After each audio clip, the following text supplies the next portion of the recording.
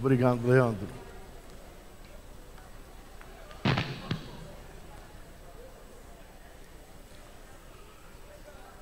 Nós gostaríamos de convidar a todos. Nós já tivemos aqui uma leitura introdutória para o nosso culto a Jesus Cristo. E nesse momento eu tenho aqui um texto que está no Evangelho segundo São João, no capítulo número 20. E no verso 27 diz: depois disse a Tomé: põe aqui o teu dedo e vê as minhas mãos. Chega a tua mão e põe no meu lado. Não sejas incrédulo, mas crente. Tomé respondeu, disse: Senhor meu e Deus meu.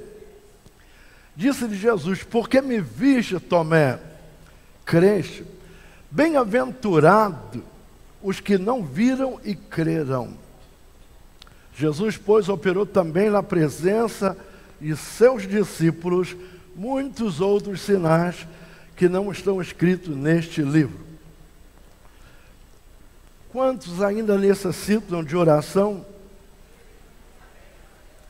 Você que está em casa agora, que necessita de oração, e eu creio que todos nós, em algum momento da nossa vida, vamos necessitar de Deus, vamos precisar de Deus.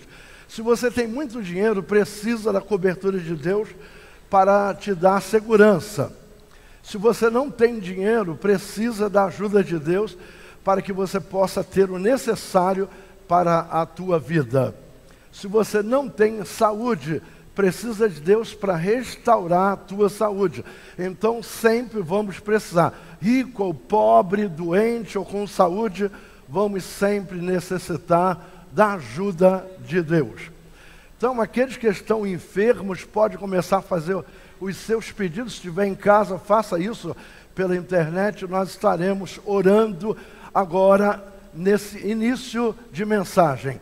Pai querido, nós te agradecemos o privilégio renovado que nos concedes de uma vez mais falarmos contigo neste dia.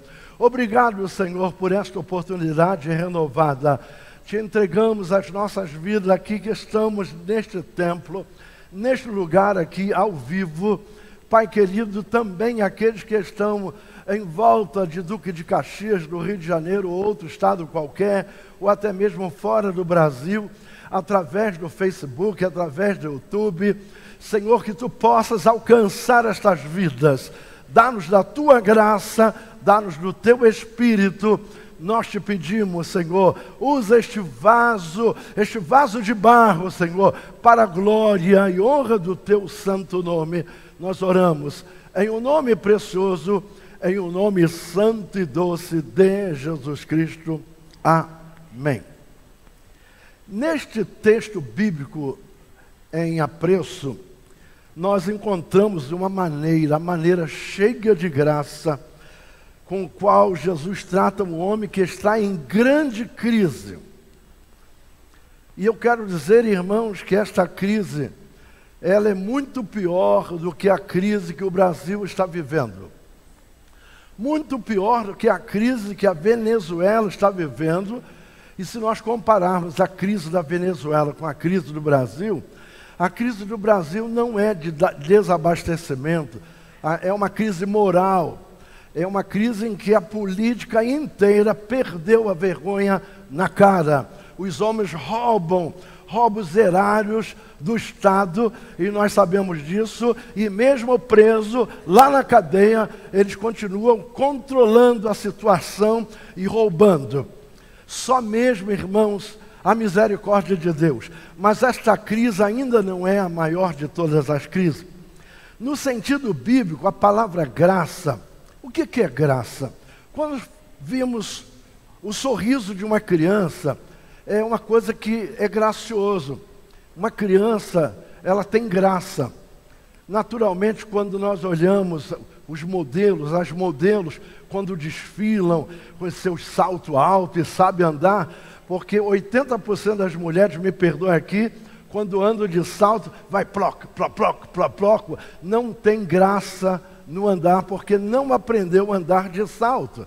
Salto é para quem tem graça para usar o salto. Não é todo mundo que tem graça, não é? Então, mas essa graça que eu quero falar é uma graça superior.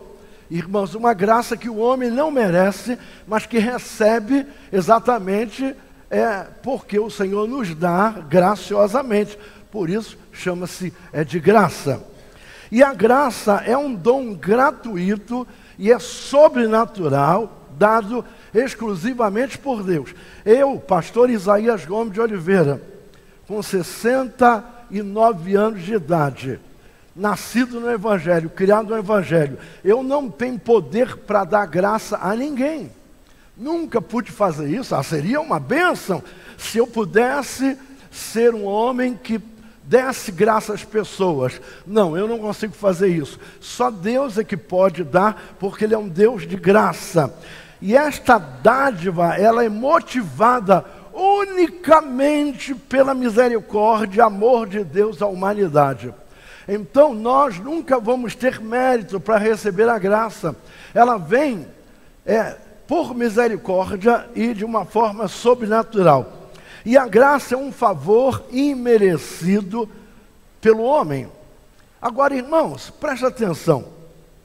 Se aquilo que nós estamos para receber de Deus, nós temos méritos para isso, irmãos, vai ser muito impossível. Eu quero usar aqui uma redundância, porque é impossível, e agora eu digo muito impossível, é uma redundância, para falar de que jamais receberemos a graça de Deus por mérito próprio.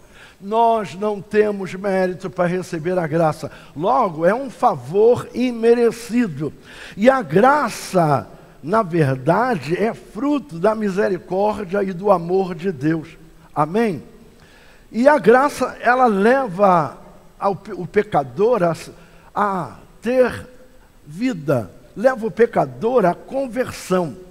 Agora, qual é a pior crise de um homem?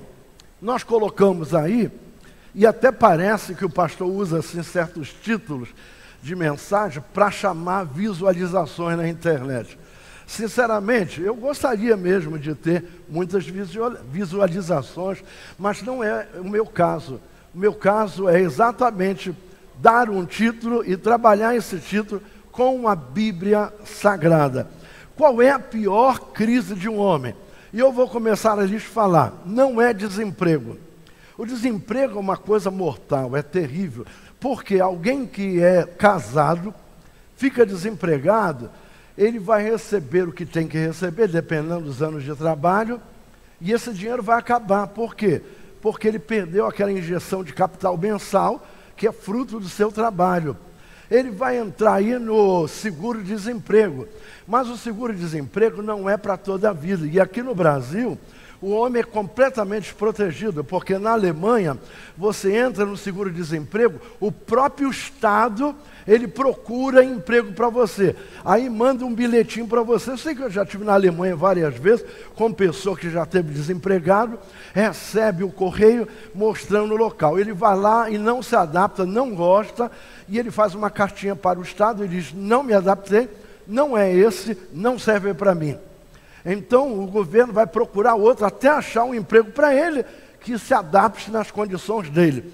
Então ele não vai ser violentado, não vai ser ultrajado. Mas aqui no Brasil me parece que depois de um certo tempo você não recebe mais, não é? Hein, Ivan, como é que é? É toda a vida? Não, né?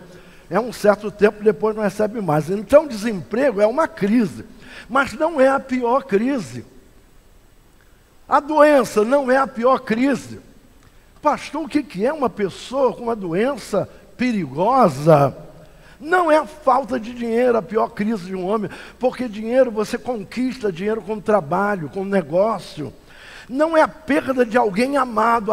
Meu Deus, já não fale isso, pastor. Uma pessoa que perde um pai, que perde a mãe, que perde um irmão, é uma crise terrível, é verdade. Mas eu quero lhes falar de uma crise que está superior a todas essas coisas que eu acabei de falar. A pior crise de um homem é quando ele perde a fé. Sabe por quê? Você pode conquistar coisas através do seu trabalho? Sim. Olha, a engenharia tem limite para resolver problemas. A medicina tem limites. Vai chegar um momento que vai dizer para você, o médico, até ateu, vai dizer, ó, agora só Deus. Só Deus. Aí você vai lá, o paciente está lá mal, muito mal, e o médico diz para você, olha, a medicina chegou no limite. Então a medicina tem limite. A engenharia tem limite. A inteligência do homem tem limite.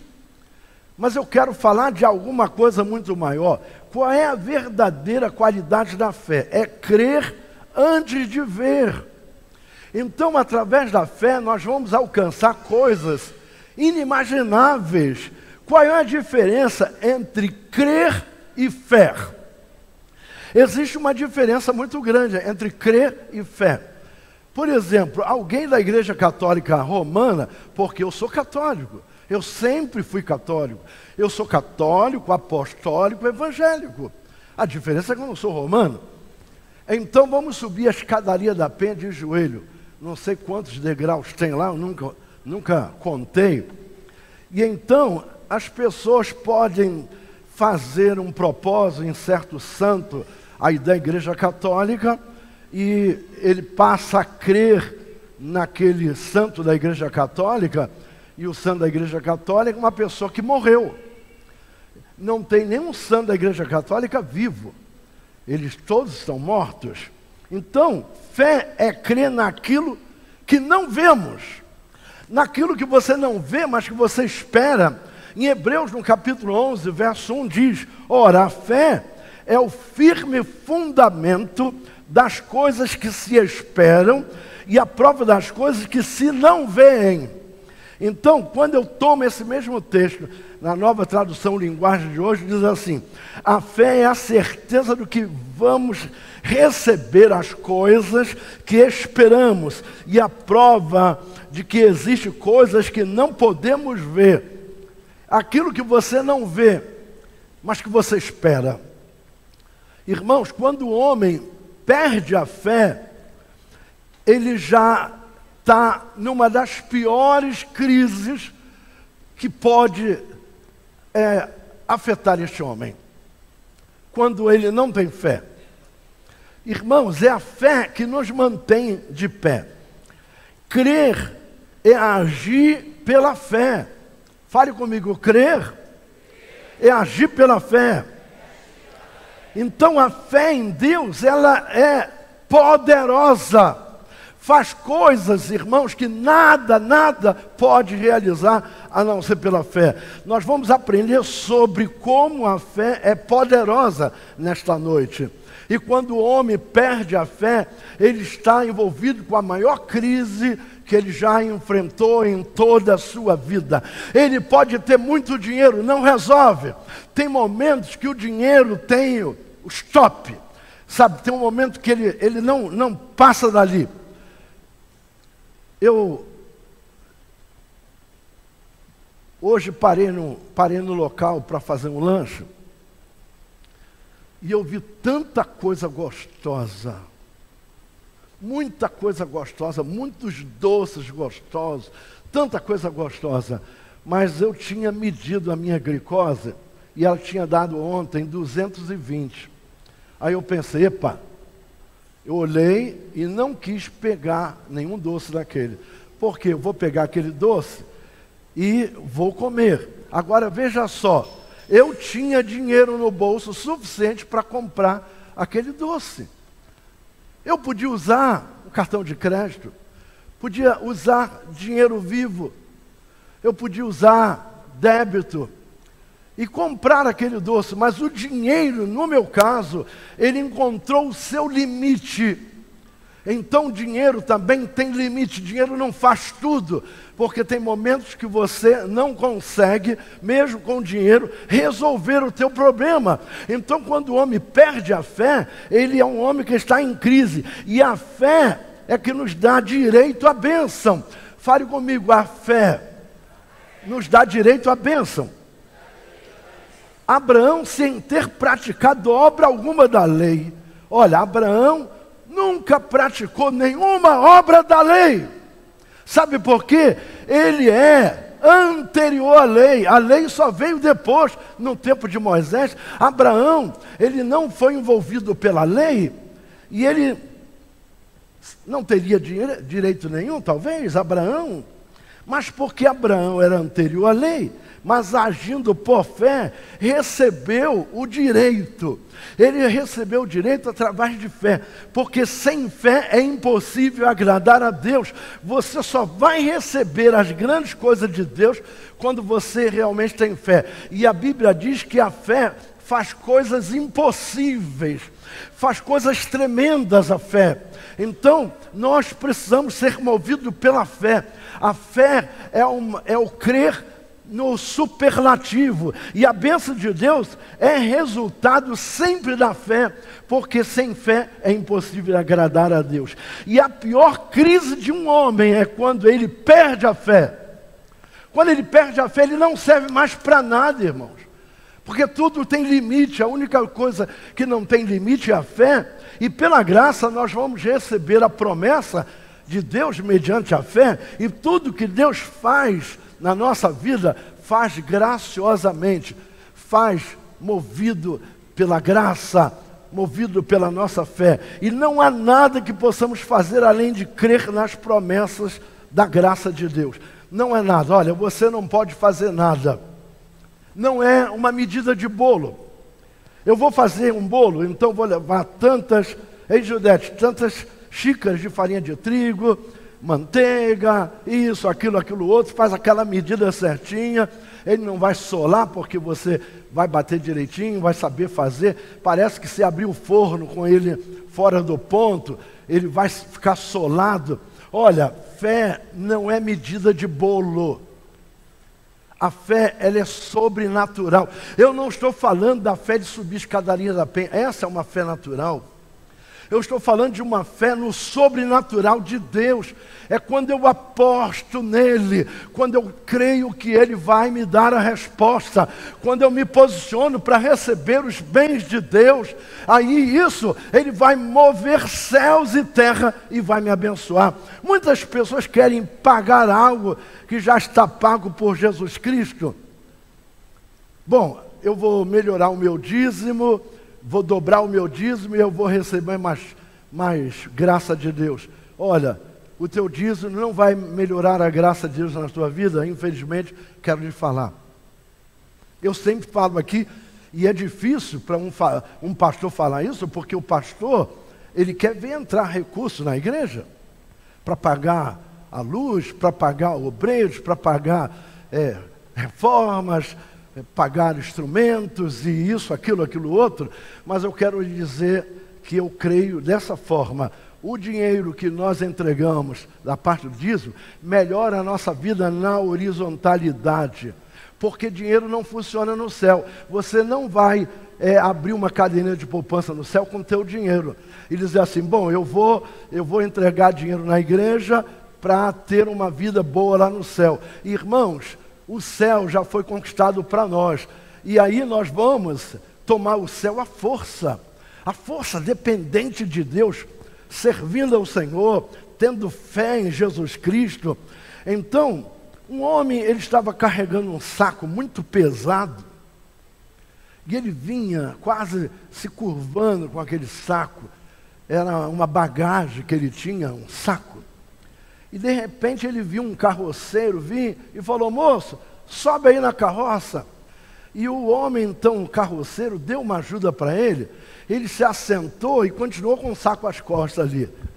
Nas costas. Conforme sacudia. Aí o carroceiro falou, amigo, põe a sua bagagem aí na carroça.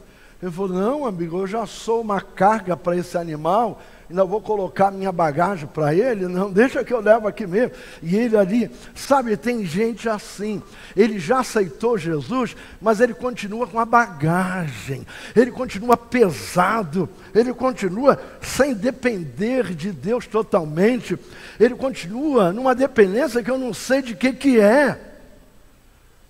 E não pode ser assim de jeito nenhum. Pela fé, o que não existia passa a existir. Nós trazemos à existência o sobrenatural. Nós trazemos à existência aquilo que não há. Pela fé, Deus abre porta onde não tem nem parede. Deus abre caminho onde não tem caminho. Ele faz coisas sobrenaturais acontecer na nossa vida. E Deus criou o mundo pela sua palavra. Quando não existia nada, o nosso Deus é o Deus do Bereshit Bará. Sabe o que é isso? Criar do nada. Fale comigo assim: o nada é matéria-prima para Deus. Quando você não tem nada, deixa com Deus. Ele vai trazer existência do nada, aquilo que você necessita, Ele vai trazer existência. E Jesus nos ensinou a crer que já recebemos. Em Marcos, no capítulo 11, verso 24, diz assim: por isso vos digo que tudo que pedirdes orando, crede que recebereis e tê-lo-eis. Agora, não adianta fazer como aquela senhora que tinha lá um monte de pedras, uma montanha atrás da casa dela, e a cozinha ficava nos fundos, e o sol batia na montanha e não entrava na casa dela. E estava tudo cheio de, muito úmida, uma casa úmida, porque não tem ventilação. O que acontece? A casa fechada, aí ela fica com cheiro de mofo. Ela foi na prefeitura e pediu que o prefeito desse um jeito. O prefeito disse: olha, a nossa máquina está quebrada, Caterpillar que tem aí, está quebrada a máquina que pode fazer isso, e tão cedo não vou poder resolver isso aí. Mas tão cedo quanto? É tão cedo mesmo, senhora, eu não sei quando. E quando ficar pronta a máquina, já tem outros trabalhos aí agendado. A sua casa, não sei nem daqui a 10 anos. Ela resolveu então um texto bíblico que diz que se você tiver fé do tamanho de um grão de mostarda, o grão de mostarda ele é muito pequeno, é muito pequenininho. Se tiver fé desse tamanho, você vai fazer os montes serem transportados. Ela foi lá e disse: agora, é agora. Abriu lá, fechou os olhos e falou: monte, em nome de Jesus, eu te ordeno, sai daqui da minha casa, sai e deixa o sol entrar na minha janela, sai. Ela estava de olhos fechados agora, devagarinho, ela foi abrindo os olhos, abrindo, para ver se o monte já tinha saído. Aí de repente ela olha, vê o monte todo no mesmo lugar e diz assim: está aí, ó, sabia que não ia sair. Quando você faz uma oração desse jeito, você já vai sabendo que vai perder. O perdedor que já sabe que vai perder. Não pode ser assim, queridos, de jeito nenhum. Você tem que entrar na luta sabendo que vai ganhar. Sabe por quê? Porque nós temos um Deus que é Deus dos impossíveis. É um Deus tremendo. E Ele pode realizar grandes coisas na tua vida. Nós precisamos chamar a existência aquilo que nos falta. Com fé como Abraão. E você vai receber. E a fé, ela é maior do que a esperança. Olha, quem é que não tem esperança? Esperança, segundo o adágio do mundo, é a última que morre. Quando a esperança morre, o que sobra? Não sobra nada. Mas quando eu leio o Salmo 39, verso 7, o salmista diz assim: agora, Senhor, o que espero eu? A minha esperança está em Ti. Olha só, irmãos, quando você coloca a tua esperança em Deus, acabou. Não tem mais problema. Vai trazer à existência o inexistente. É assim que deve acontecer. O que está faltando em nós é que nós temos uma Bíblia Sagrada que tem uma promessa para cada dia do ano e nós não estamos fazendo valer estas promessas em nossa vida. Então, a esperança. O que é esperança? Irmãos, é esperar confiando, crendo, com fé. Esperança. Irmãos, sabe o que a Bíblia diz? Que o justo, até na hora da morte, ele tem esperança. Um certo homem, ele estava com tuberculose. E ele estava no isolamento lá no hospital, porque naquela época era assim. E ele falou para Deus: Senhor, se tu me tirar daqui, eu vou sair pelo mundo pregando a tua palavra, pelo mundo. Ele falou: em qualquer lugar que tu me mandares, eu vou. Aí o Espírito Santo falou assim: levanta agora e vai. Mas acontece que ele estava com os 2 pulmões brocados. Ele jamais ia ter uma alta ali. Jamais. Sabe o que ele fez? Ele fugiu do hospital. Mas lá no hospital, ele, quando falava com alguém, ele ficava cansado e começava a tossir.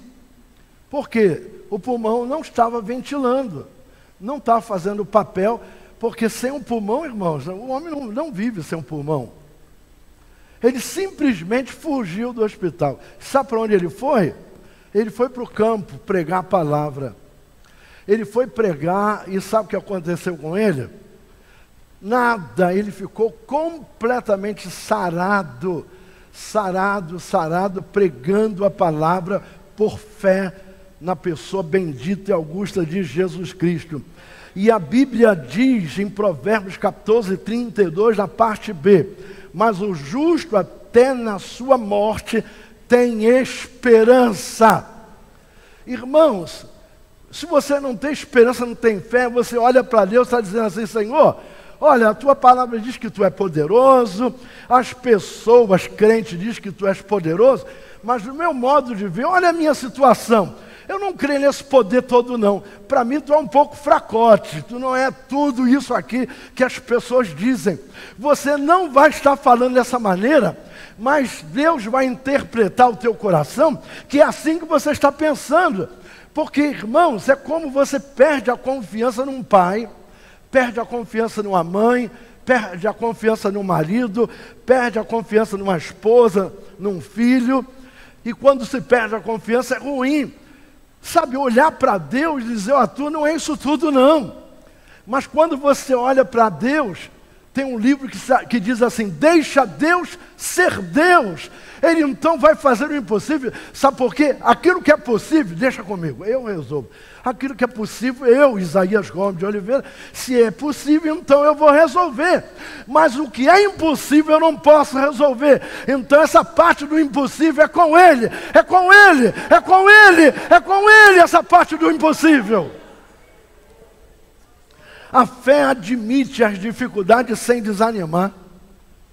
Fale comigo: a fé admite as dificuldades sem desanimar. A Bíblia diz: no mundo tereis aflições. Irmão, só porque eu sou crente, então eu vou andar agora achando que eu vou andar nas nuvens. Só porque eu sou crente eu não vou ter nenhum problema.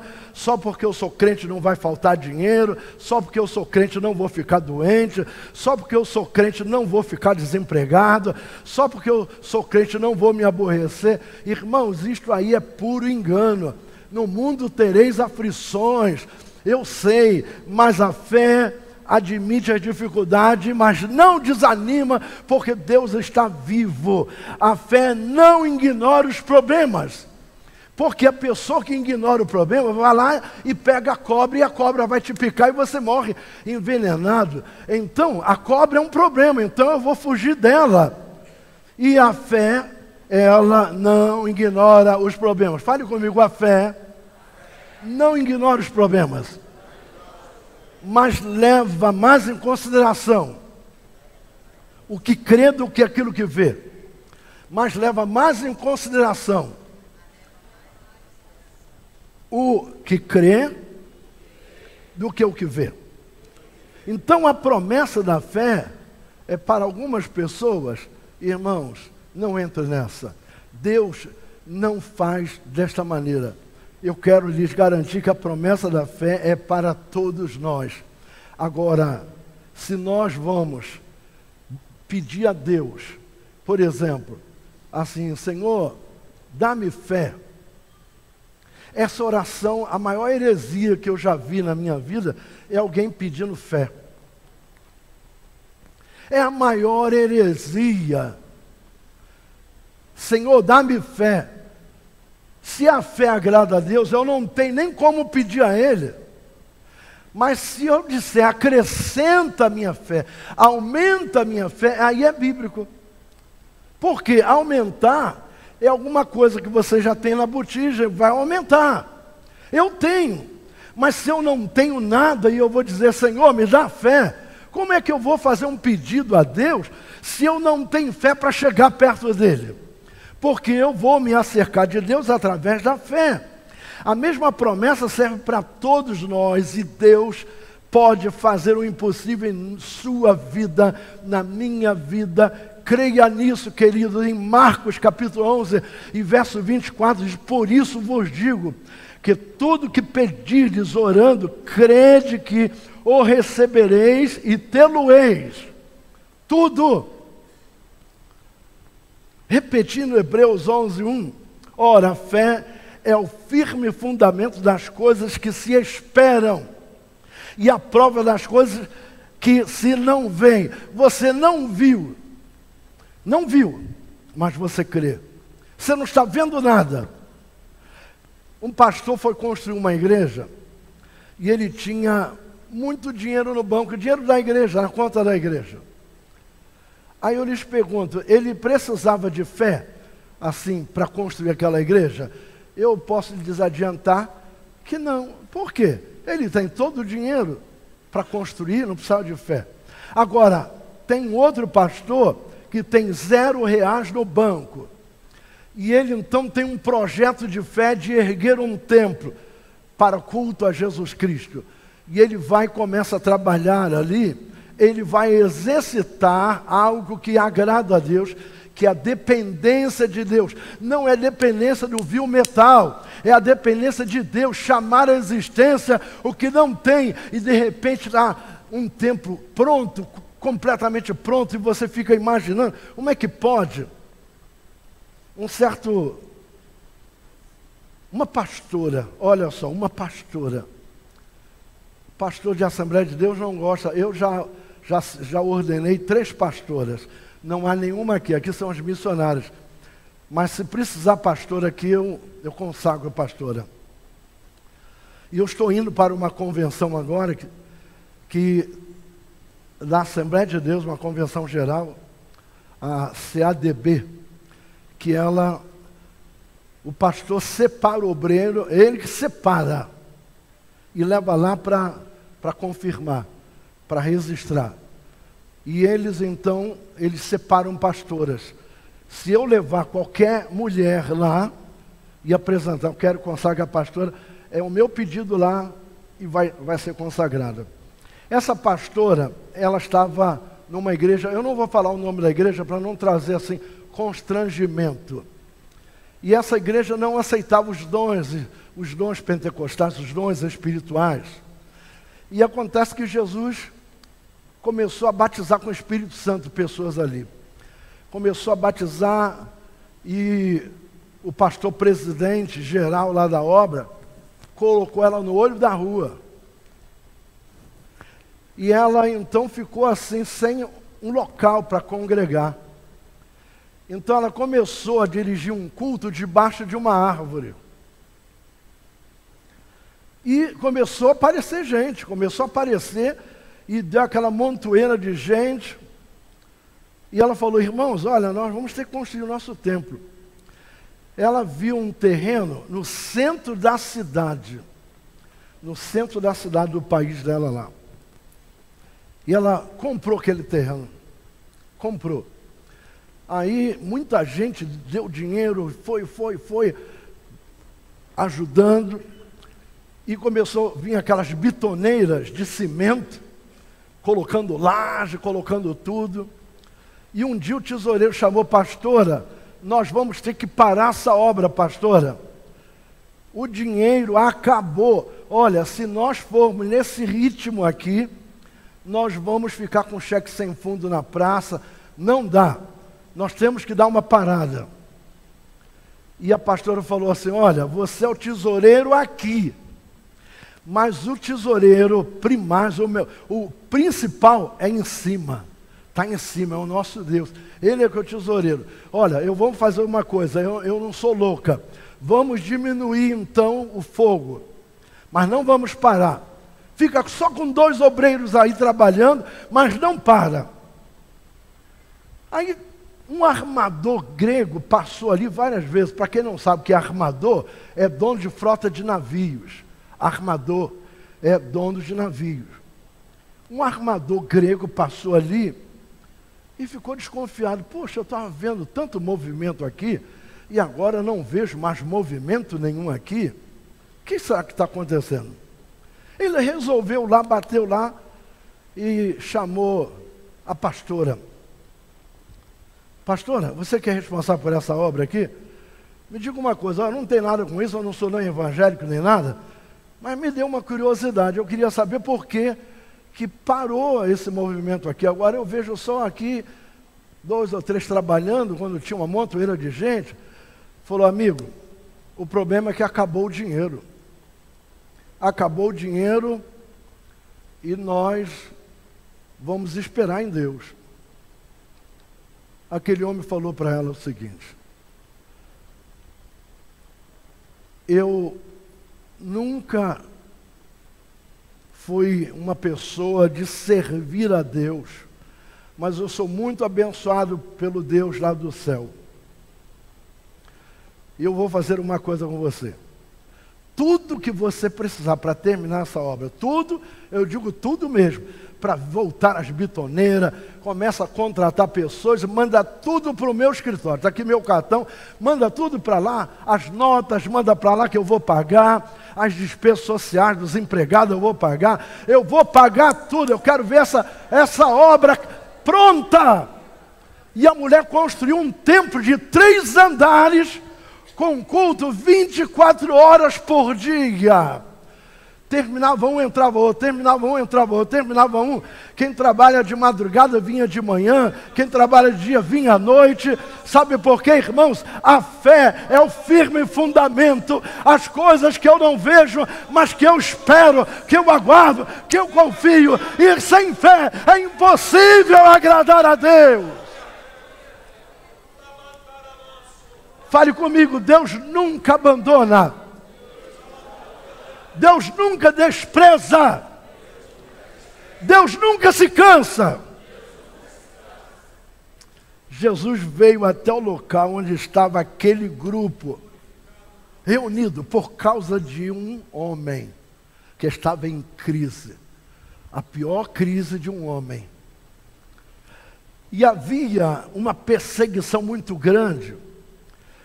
E o que acontece? Os crentes se reuniam em lugares ultra seguros. Já viu aquelas portas de madeira maciça, com aquela tramela que atravessa assim, aquele pau? Então é difícil derrubar aquilo. Aquilo estava muito bem guardado. E tinha lá um homem em crise. Não, eu não acredito. Só se eu colocar o dedo nas feridas dele, no buraco da lança do lado, onde entrou prego na mão dele, só assim, ele estava em crise, ele não confiava. Mas aquele homem era um homem sincero, porque ele falava o que ele sentia. E Jesus amou aquele homem. E lá no meio onde ele habitava, creio que a maioria pensava como ele, mas não tinha coragem de falar. Irmãos, eu não posso fazer julgamento de vocês aqui, e nem vocês que estão pela internet aí, eu não posso fazer julgamento.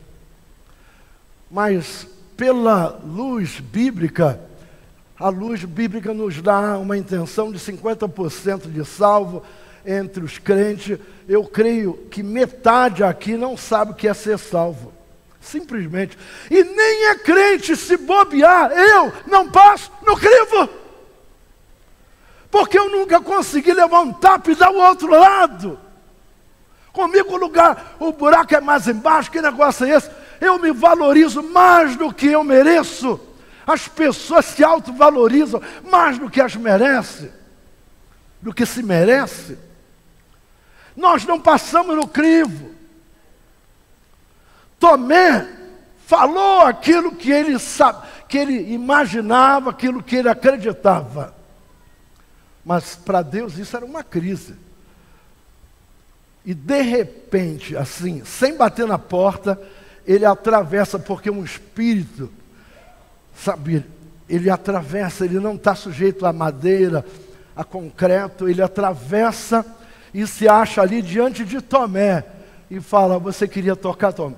Toca aqui do lado, toca aqui. Ah, Senhor, se ajoelha. E ele agora trata com Tomé. A crise muito grande. Quem era esse homem? Tomé. Um homem cheio de defeitos, porque nós somos assim, cheios de defeitos. A pior crise de um homem é quando ele perde a fé. Tomé era um homem que não estava presente quando Jesus apareceu ao grupo 8 dias antes. Ele não estava presente 8 dias antes. Por quê? Faltava-lhe um compromisso. Esse é um problema, irmãos, muito grande, a falta de compromisso com Deus. Um homem ausente do meio. Um homem que não creu quando os amigos lhe contaram a aparição de Jesus. Eu vi ele no caminho, ele apareceu. Ah, eu não acredito. Eu não acredito. Eu vi, não acredito. Ele era um homem sem fé e por isso não lhes deu crédito.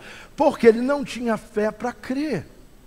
Irmãos, a fé vem antes do crer. O crer vem depois. A graça de Jesus Cristo não olha para os defeitos. Se ele olhasse para os defeitos, coitadinho de você, meu irmão, e coitadinho de mim. Ó, eu vou colocar, coitado de mim, coitado de você. Coitadinho de mim, coitadinho de você. Ó, coitadinho de vocês, coitadinho de mim. Se ele olhasse para os meus defeitos, as minhas debilidades, as minhas fraquezas, a graça de Cristo não se dá por vencida por causa das nossas debilidades. Ela não se cansa, ela não desiste. Uma mãe pode desistir do filho. A graça de Deus não desiste de ninguém. E a graça nos lembra a história do pastor que deixa as 99 no aprisco e sai em busca daquela que está perdida. Essa é a graça de Deus. Irmãos, ele podia dizer: bom, já tenho 99, por que eu vou atrás dessa ovelha fujona, dessa ovelha que pula cerca, que pula muro? Eu não quero nem saber. Não, senhores, ele foi atrás, ele deixa as 99 seguras ali e vai atrás daquela que não está segura. E a graça de Deus não perde a paciência. Fale comigo, a graça de Deus jamais perde a paciência. Olha, Jesus foi paciente com Tomé. Interessante que se a fé é algo que agrada a Deus, o que Tomé tinha para agradar a Deus? Hein? O que ele tinha? Vamos lá, o que Tomé tinha? Ele tinha um sopro de vida. E Jesus foi paciente com ele. E Pedro diz acerca da paciência de Jesus na segunda carta de Pedro, capítulo 3, verso 9. O Senhor não demora a fazer o que prometeu, como alguns pensam. Pelo contrário, ele tem paciência com vocês, porque não quer que ninguém seja destruído, mas que todos se arrependam dos seus pecados. Será que não deveríamos ser mais longânimes, queridos? Mais paciência com as pessoas? Às vezes nós perdemos a paciência com facilidade. E aí cometemos um outro erro. Quando você perde a paciência com um filho, perde a paciência com uma pessoa qualquer, você diz: Senhor, dá-me paciência. Irmãos, esta oração é uma oração que não deve ser feita, porque a paciência, ela se aperfeiçoa nas tribulações. Você pede paciência, Senhor, toma-lhe tribulação, toma-lhe tribulação, toma-lhe tribulação. Pede graça, Senhor, dá-me graça, eu não suporto mais. Dá-me graça com esse marido, dá-me graça com essa esposa, dá-me graça com esse filho, dá-me graça com esse meu patrão, dá-me graça com esse meu vizinho, com meu filho, dá-me graça. mas nunca a paciência. E a graça de Deus não perde a esperança. Não perde. Eu já ouvi mães dizer, eu não tenho mais esperança no meu filho, pastor. Eu não tenho, eu já perdi a esperança. Jesus restaura o apóstolo Tomé, trabalhando o caráter de Tomé. Ele trabalha o seu caráter.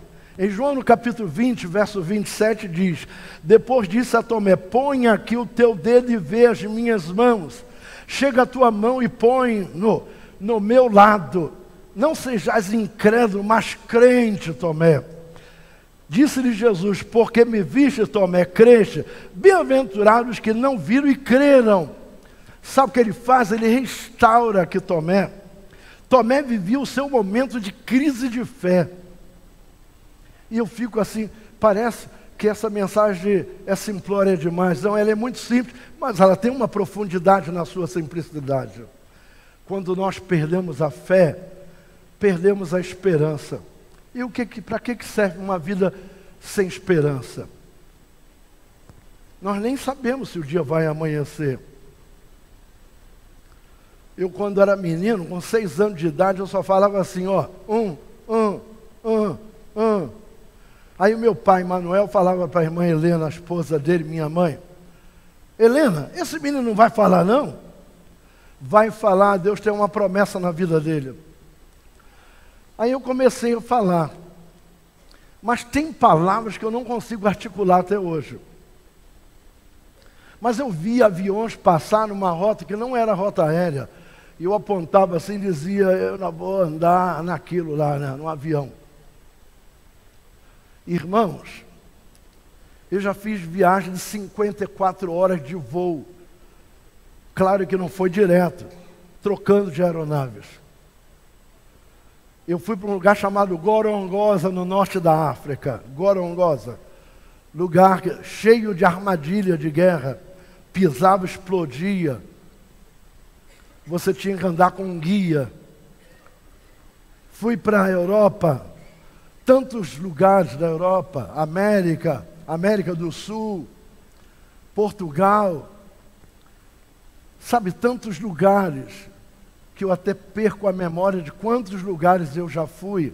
Aquele menino que aos 6 anos não falava, com as unhas toda encravada de carvão, porque não tinha na minha casa fogão a gás, era fogão a lenha, e eu sou primogênito, é eu que colocava a lenha no fogão de trempe, aquele fogão comprido, onde minha mãe fazia o feijão, fazia o arroz, e saía no mato catando bertalha para fazer no lugar de carne, aquela bertalha fritinha assim, colocar como mistura, como diz os nordestinos.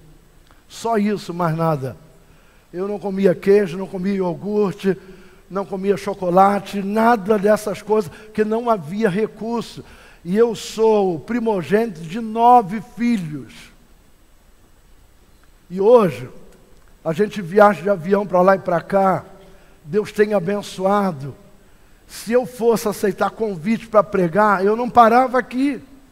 Não parava aqui. Essa semana mesmo, eu tive um convite para ir a Portugal. Já fui tantas vezes a Portugal, e é um local que eu amo muito, mas não dá para mim. Tomé vivia o seu momento de crise. E Jesus poderia muito bem tê-lo abandonado, dizendo, Tomé, o teu caso é um caso perdido, Tomé. Você não me agrada em nada. Eu não consigo ver nada de bom em você, Tomé. Ele podia, Jesus, ao contrário, reacendeu a chama no coração, tirou a dúvida no coração de Tomé.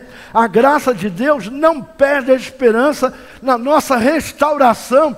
Ele tem esperança, sabe por quê? Porque Ele é Deus, Ele sabe o que Ele pode, Ele sabe que isso é possível. Tem manifestações da graça de Deus que aconteceu nesta mensagem. Jesus não desistiu de Tomé. Jesus não desistiu de você, meu querido irmão que está aqui conosco, e você que está aí pelos aplicativos de internet. Jesus não perdeu a paciência com Tomé. Jesus não perdeu a esperança em Tomé. Jesus não vê casos perdidos, ele não conhece caso perdido. Se a sua história é parecida com a de Tomé, pode ter certeza que o teu é o pior caso de crise que pode ter acontecido, é quando você não tem esperança. Irmãos, Deus me livre, eu perdi a esperança. Deus, por favor, não me permita perder a esperança. Eu, quando vou me deitar, eu tenho uma esperança tremenda, sabe o quê? Que o dia vai amanhecer para mim. A pior coisa é você deitar e ficar assim, será que eu vou amanhecer? Eu não sei. Talvez não amanheça. Talvez não dê mais para mim. Já estou muito velho. Já estou assim, já estou assado. Irmãos, eu passei um momento da minha vida que eu estava muito aflito, porque teve uma reunião de professores lá no IBP, conselho de classe. Estava lá o Cláudio Honor falando do período socrático, pré-socrático, e a origem da filosofia, e o desenvolvimento da filosofia. E eu, na época, eu hoje tenho uma noção de filosofia, mas está longe de ser o pastor Lola. Pastor Lola é filósofo. Está longe. Mas eu comecei a estudar Kant, e comecei a estudar outros filósofos mais aí, e comecei a ver, entender um pouco. E a filosofia hoje faz parte da minha vida, porque sem filosofia eu não vou interpretar esse livro. Primeiro o Espírito Santo, segundo a filosofia. A teologia sem filosofia, ela não tem como interpretar. E eu fiquei escondido naquela sala, porque eu me achei uma pessoa impostor. Eu falei, eu sou impostor. Eu sou impostor. Olha só, eu não sei nada disso que estão falando aqui. Se me fizerem uma pergunta sobre Sócrates, eu não vou responder nada. E eu tinha levado um pastor amigo meu, que eu ia apresentar o pastor americano lá para ele lecionar. Ele tinha uma formação em Pindamonhangaba e ia apresentar. Mas quando nós pegamos trânsito, já tinha a reunião de classe funcionando, e eu subi logo direto para a reunião de classe, deixei esse pastor lá. Esse pastor muito conhecido, cada pessoa que chegava, olá pastor, e tal, conversando com ele. Quando eu voltei, falei assim, olha, hoje não vai dar para mim te apresentar o diretor. Mas vamos marcar um outro dia. E eu estava abatido, porque eu estava me sentindo um impostor, porque era uma reunião de classe, onde a ideia ali era filosófica. E eu fui poupado em não me fazer nenhuma pergunta. Como pastor e pregador, e como professor de filosofia, de teologia, e eu não sabia nada de filosofia naquela época. Hoje eu sei quase nada, mas naquela época eu não sabia nada. Aí eu estou indo com ele no carro, ele falou assim, rapaz, você é querido nesse instituto, hein? Vocês sabem que a maioria dos alunos diz que você é o melhor professor dessa escola? Eu falei, o quê? Olha o mimo de Jesus, olha o mimo de Deus para a gente, né? É o mimo. Olha, todos eles falaram, olha, fulano, ciclano, não vou falar nomes aqui, né? Ciclano, as aulas deles são incompreensíveis demais, são complicadas demais. Você descomplica e coloca tudo numa linguagem fácil, as pessoas entendem. E eles, olha, de cada 10 que passaram aqui, 9 fez elogio. Você é o melhor professor dessa escola. Meu espírito estava abatido, acendeu, e eu aí fui fazer o quê? Estudar os princípios da filosofia. Comecei a ficar apaixonado, porque a filosofia é a arte de pensar. O homem que não pensa, logo ele não é nem homem, não, ele é uma coisa qualquer, ele precisa usar a mente. Então a pessoa quando fala sem saber, então fala bobagem. É importante, então você não pode entrar nessa crise de falta de esperança. Será que tem alguém aqui que não tem esperança? Eu vou pedir os pastores, presbíteros, as missionárias, e eu vou chamar também o Ministério de Intercessão para subir aqui agora. Hoje é domingo, mas ainda dá tempo de subir aqui. E eu quero fazer um desafio com você. O primeiro desafio que eu vou fazer é conosco mesmo aqui. Se você perdeu a esperança na sua vida, perdeu a esperança em alguma coisa que você sempre desejou, deixou engavetado, está engavetada a sua esperança, o teu desejo engavetou, está com cheiro de naftalina, mas chegou o momento que o Senhor quer mudar essa história, e eu quero orar por você, quero abençoar a tua vida, você que está aí pelos aplicativos de internet, você que está aqui dentro. A pior crise de um homem é quando ele perde a esperança. A pior crise de um homem é quando ele perde a fé. Sem fé, você não vai agradar a Deus em nada. Sem fé é impossível agradar a Deus. Se você tem algum vislumbre, sabe, de que você vai alcançar alguma coisa, já tem alguma evidência, isso não é fé. Você está vendo. Está vendo. Agora o pior é quando você não vê chance, você não vê saída, você não vê porta, não vê como resolver. Aí entra a esperança, aí entra a fé. Não é assim?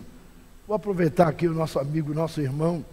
Eu não gravei o nome dele, mas Paulo, eu sei da tua esposa Cristina, né? Está ali. E a filhona está aí também? As duas, Poliana e Ana Paula. Poliana e Ana Paula, que coisa boa. Tem uma que eu apresentei aqui, bebê, qual foi? Essa aí? Fica em pé aí para me ver aí. Fica em pé aí. Olha só que moça bonita. Ó, você era pequenininha assim, eu te apresentei aqui, ó, que coisa boa. Deus te abençoe. Pode tomar assento. Olha, nós acabamos de pregar sobre uma pessoa que está em crise. Crise de falta de fé. Crise de esperança. Ele não tinha mais esperança. Ele entrou lá no meio e falou assim: olha, eu só creio se eu botar o dedo na ferida, do lado da lança. E Jesus foi lá por causa de Tomé e resolveu o problema dele. Vamos falar com Deus então? Fica ali no meio para você ter o retorno. Paulo. Aleluia. Amados, oremos neste momento. Vamos pedir ao Senhor. Amado Deus Pai Celestial, meu Senhor, nas tuas mãos, neste momento agora, toda essa igreja, meu Pai, o ministério de intercessão, os obreiros, e o teu servo aqui, o nosso pastor, em nome de Jesus, meu Pai, nós te pedimos, meu Deus, pelas pessoas que estão agora nos ouvindo, ó Pai, pela internet, aqueles que estão com o coração aberto, aqueles que colocaram a sua fé no Senhor Jesus e que vieram aqui essa noite, ó Pai, para receber a bênção, para receber do Senhor a graça, para receber do Senhor a resposta. Aqueles que vieram aqui a este lugar, esperando no Senhor, pois o Senhor é a nossa esperança, o Senhor é o Deus das promessas, o Senhor é o Deus da palavra, o Senhor é o Deus do ânimo, o Senhor é o Deus que levanta, o Senhor é o Deus que responde. O Senhor vai fazer a obra àqueles que estão aqui esta noite, aqueles que estão aqui de perto e aqueles que estão de longe nesse canal de internet. Você que está em casa, no trabalho, aonde está chegando esse sinal, também está chegando a bênção de Deus na tua vida. Essa crise de incredulidade, essa crise de fé, em nome de Jesus você vai vencer. Recebe agora do Senhor a graça, recebe agora do Senhor a bênção, recebe na tua vida, porque o Senhor é o Deus da palavra, e a palavra de Deus é a promessa.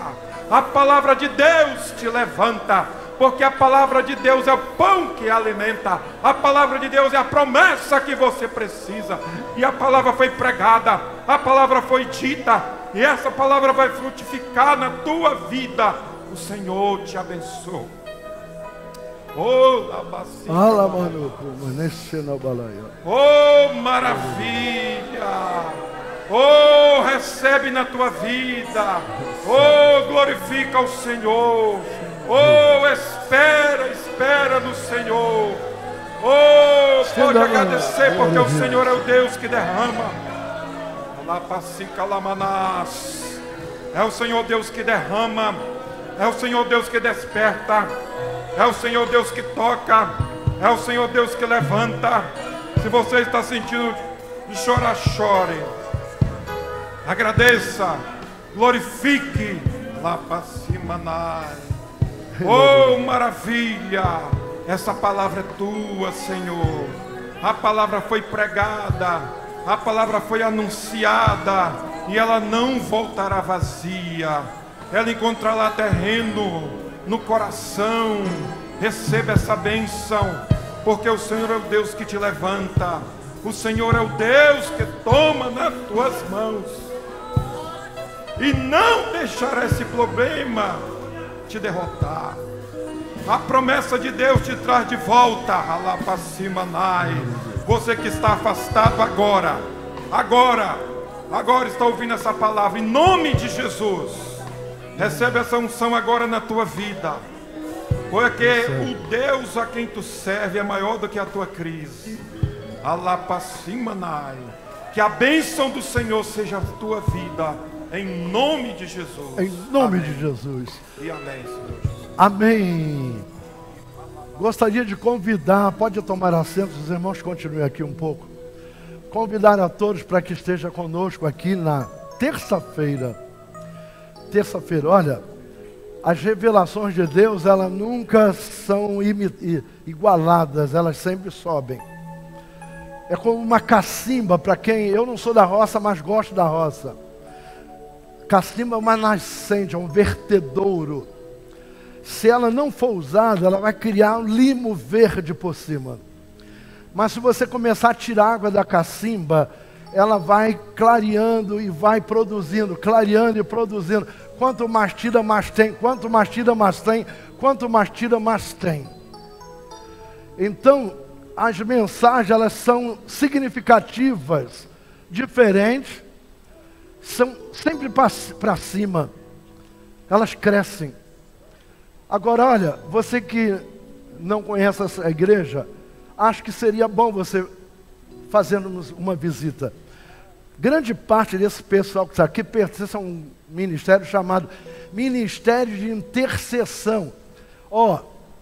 Quando nós olhamos para o céu, nós temos duas setas, uma vertical para cima e outra vertical para baixo. O que simboliza isso? A seta que vai de baixo para cima chama-se intercessão. Intercessão. E a seta que vem para baixo é a resposta à intercessão. Então esse povo está sempre de 10 em 10 minutos trocando. 10 em 10 minutos ali. Lá em cima tem mais de uma senhora, uma jovem senhora ali, irmã Maria José, que é mais nova do que eu. Então é bem jovem, porque eu não sou velho, velho é trapo. E ela está orando por você, pode ter a certeza disso. Então na terça-feira, você não falte aqui, ou sintonize aí através do nosso canal, ou através aí da nossa página no Facebook. E na quinta-feira, o missionário Henrique Paiva, onde está? Levante a mão. Henrique Paiva, Deus está abençoando grandemente. Vamos então, nesse momento, falar amém todo mundo? Todo mundo junto? No 3. 1, 2, 3. Amém.